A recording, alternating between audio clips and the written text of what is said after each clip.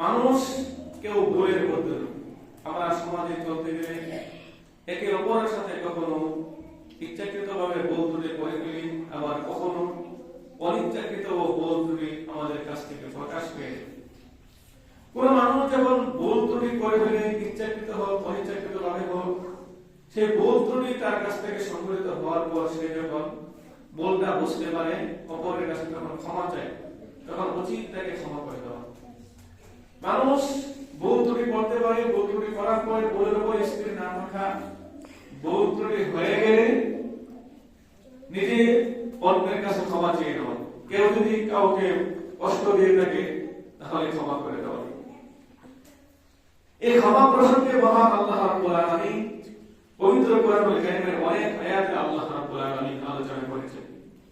সূরাতুল আরাফের 199 নম্বর আয়াতে আল্লাহ রাব্বুল আলামিন বলেন, খুযিল আফওয়া ওয়া আমর বিল মা'রুফি ওয়া আ'রিদ আনিল জাহিলিন।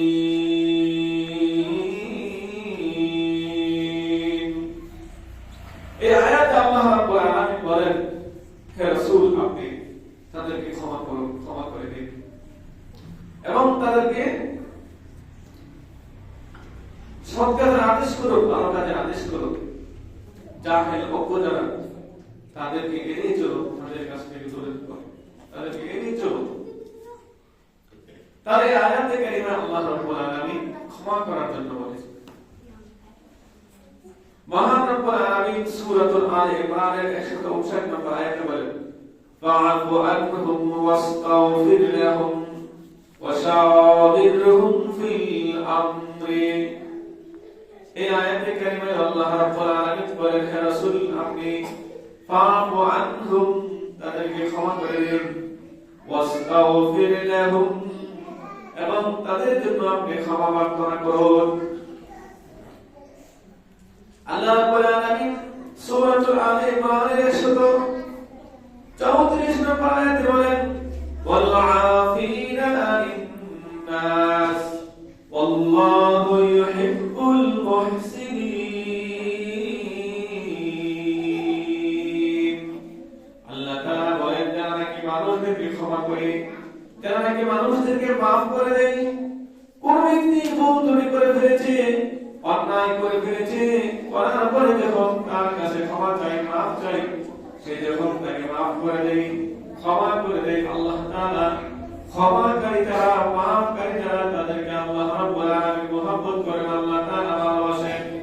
তাহলে আল্লাহর ভালোবাসা পেতে হলে, আল্লাহর মহব্বত পেতে হলে, কোন মানুষ যখন ভুল ত্রুটি করবে, ভুল ত্রুটি করার পরে ক্ষমা চাইবে, তাহলে তাকে উচিত ক্ষমা করে দেওয়া।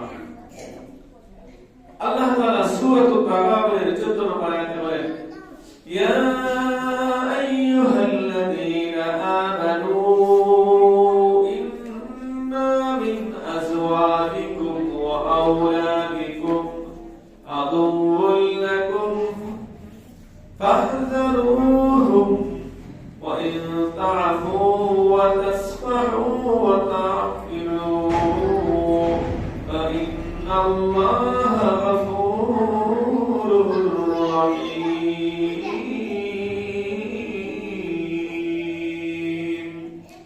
আল্লাহ রাব্বুল আলামিন এই আয়াতে কারিমায়ও মানুষ যারা পরিবার পরিজন ছেড়ে মেয়ে তাদেরকে ক্ষমা করে। আল্লাহ তাআলা বলতেছেন, ওয়া ইন তা'ফু ওয়া তাসফাহু ওয়া তাগফিরু ফা ইন্নাল্লাহা গফুরুর রহিম। মানুষ যখন অন্যদেরকে ক্ষমা করে, আল্লাহ তাআলাও তাদেরকে ক্ষমা করবে। আল্লাহ তাআলা দয়াশীল, আল্লাহ তাআলা রহমকারী ওয়ালা। আল্লাহ দয়া পেতে হলে, আল্লাহর রহম পেতে হলে মানুষকে ক্ষমা করতে হবে। এজন্য আমাদের উচিত যে যারা নাকি ভুল ত্রুটি করে ফেলে, অন্যায়ভাবে, ইচ্ছাকৃত হোক অনিচ্ছাকৃতভাবে হোক, তাদেরকে আমরা কি করা, ক্ষমা করে দেওয়া। আর যারা নাকি ভুল ত্রুটি করে ফেলে, তাদেরও উচিত ভুল ত্রুটি বোঝার পরে নিজে কি করা, অন্যের কাছে ক্ষমা চাওয়া। একেবারে ভুল ত্রুটি করবে, ক্ষমা চাইলে কেউ ছোট হয়ে যায়।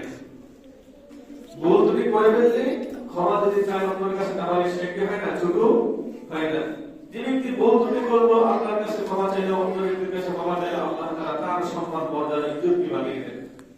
মুসলিম শরীফের 2588 নম্বর হাদিসে রাসূলুল্লাহ সাল্লাল্লাহু আলাইহি ওয়াসাল্লাম বলেন, যে ব্যক্তি ক্ষমা করে, অন্যকে ক্ষমা করলে আল্লাহ তাআলা তার মর্যাদা বৃদ্ধি করে দেন, তার সম্মান বাড়িয়ে দেন।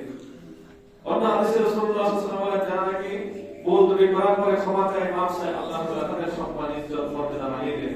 অতএব কেউ ভুল ত্রুটি করে ফেললে ভুলের উপরে স্থির না থাকা, ভুলের উপরে অটল না থাকা, ভুলের উপরে স্থির না থেকে অটল না থেকে যত তাড়াতাড়ি সম্ভব ক্ষমা চাওয়া, অন্যের কাছে ক্ষমা দেওয়া। ক্ষমা চাইলে কেউ ছোট হয় না, আর ক্ষমা করে দিলেও কি কেউ ছোট হয় না, আল্লাহ তাআলা সম্মান ইজ্জত বাড়িয়ে দেন। এই জন্য আমাদের উচিত যে আমরা ভুল ত্রুটি করলে সাথে সাথে ক্ষমা চেয়ে দিব। আবার আমাদের কাছে কেউ যদি ভুল ত্রুটি করে ক্ষমা চায়, মাফ চায়, আমরা তাদেরকে কি করব, ক্ষমা করে দেব। আল্লাহ